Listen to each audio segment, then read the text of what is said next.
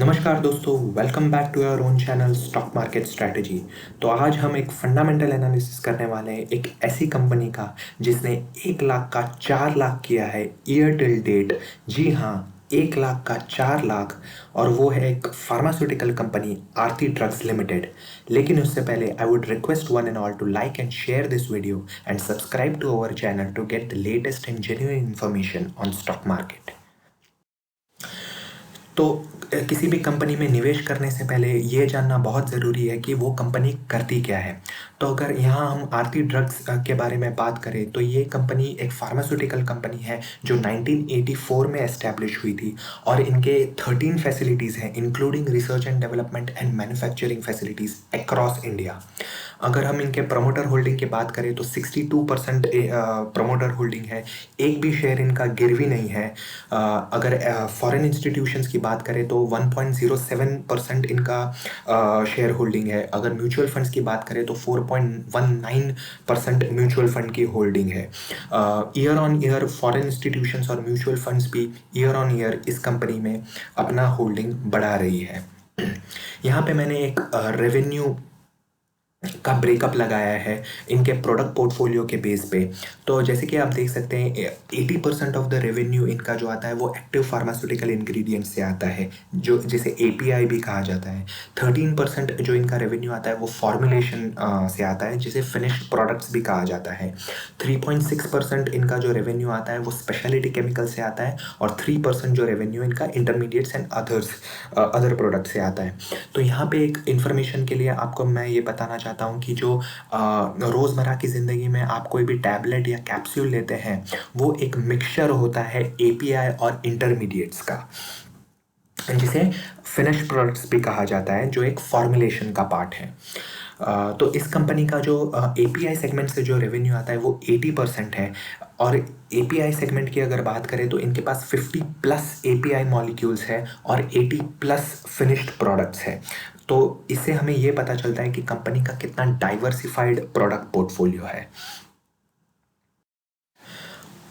तो किसी भी कंपनी में निवेश करने से पहले अपन को ये जानना बहुत ज़रूरी है कि कंपनी की बैलेंस शीट कैसी है। कंपनी क्या debt company year on year reduce कर रही है, क्या कंपनी के रेवेन्यूज़ बढ़ रहे हैं।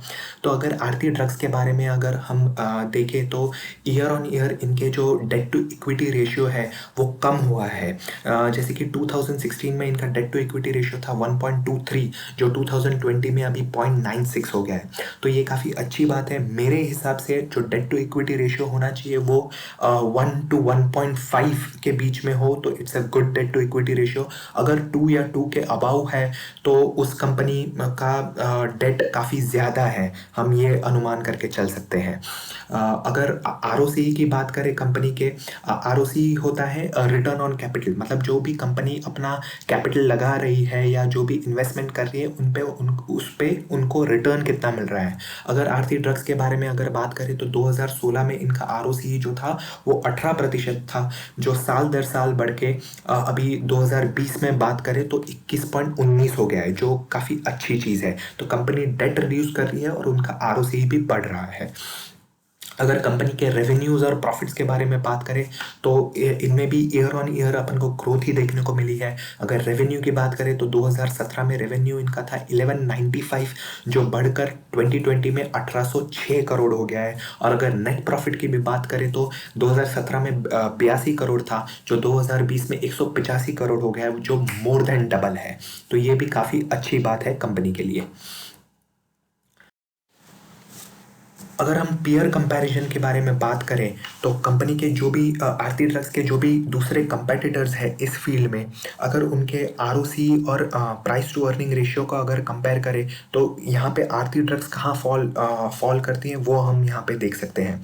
तो जैसे कि हम देख सकते हैं, जो पहला पहला पिरामिड आप देख रहे हैं आरओसी का, जो जेबी केमिकल्स का आप देखें तो 22 के अराउंड है, आरती ड्रग्स का देखें तो 21 के अराउंड है, आईओएल केमिकल्स का देखें तो यहाँ पे सबसे ज़्यादा आरओसी पॉलिसी है जो 55 है, यानी कि आईओएल केमिकल्स जो भी अपना कैपिटल लगा रही है, जो भी अपना इन्वेस्टमेंट्स कर रही है, उन पे उनको रिटर्न काफ़ी अच्छी तरीके से मिल रहा है।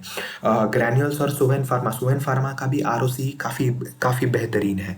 अगर प्राइस टू अर्निंग रेशियो के बारे में बात करें तो जेबी केमिकल्स का प्राइस टू अर्निंग रेशियो है 24, आरती ड्रग्स का है 36, आईओएल केमिकल्स का यहाँ देख सकते हैं सबसे कम प्राइस टू अर्निंग रेशियो है, इसलिए इसे एक चीपेस्ट स्टॉक भी कहा जाता है।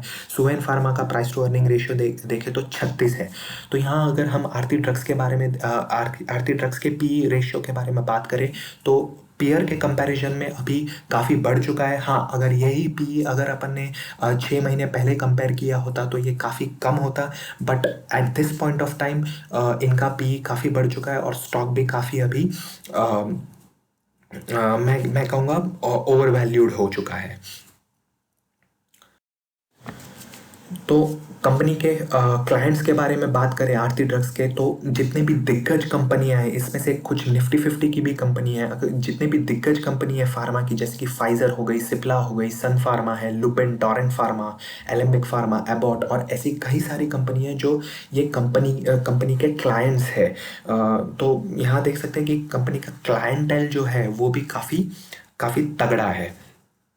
इनका जो प्रोडक्ट पोर्टफोलियो के बारे में बात करें तो हाईली डाइवर्सिफाइड प्रोडक्ट पोर्टफोलियो है। जो भी रोज़मर्रा की ज़िंदगी में अपन जो दवाइयाँ यूज़ करते हैं वो ये कंपनी बनाती है, जैसे कि एंटीबायोटिक हो गई, स्किन केयर के लिए जो दवाइयाँ होती है वो ये बनाती है, anti fungals, anti inflammatory, vitamins. ये जो कंपनी है वो लार्जेस्ट प्रोड्यूसर, मैंने यहाँ पे कुछ दवाइयाँ लिस्ट डाउन की है जो ये लार्जेस्ट प्रोड्यूसर है वर्ल्ड में।